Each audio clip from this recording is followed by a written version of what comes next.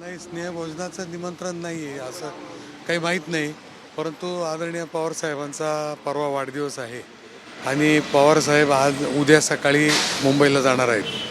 आम्ही दिल्लीत अधिवेशनामुळे वाढदिवसाच्या दिवशी मुंबईत जाऊ शकणार नसल्यामुळे आजच त्यांना शुभेच्छा देऊन त्यांच्या आशीर्वाद घेण्यासाठी आलो. काय चर्चा काय झाली पवार साहेबांसोबत? काय चर्चा काय नाही आता.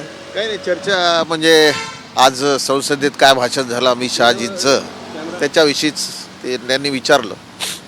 बस बाकी तर काही चर्चा झाली नाही. त्यांना वाढदिवसात शुभेच्छा दिल्या.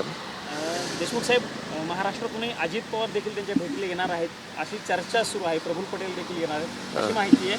त्या अनुषंगानं काही तुमच्याकडे माहिती आहे? नाही, त्या अनुषंगानं काय वाढदिवस असल्यामुळं कोणत्याही विरोधातले असले किंवा जवळची असले तर सर्वच लोक शुभेच्छा देण्यासाठी खासदार शरदचंद्रजी पवार साहेब असं व्यक्तिमत्व आहे की विरोधी पक्षातले लोकही सुद्धा त्यांना शुभेच्छा देण्यासाठी या ठिकाणी येतात. ते त्यांचे घरची मंडळी सख्खी मंडळी असल्यामुळं ते येणं साहजिकच आहे. देशमुख साहेब एक चर्चा नेहमी होत राहते की दोन्ही राष्ट्रवादी काँग्रेस परत एकत्र आल्या पाहिजे, कुटुंब म्हणून तर एकत्र आल्या पाहिजे. याच्याकडे तुम्ही कसं बघता, कुटुंब आणि पक्ष खासदार? नाही आता त्यांच्या राजकीय बाबतीत बोलणं काही उचित आमचं होणार नाही. त्याच्या बाबतीत आम्ही काही सांगणार.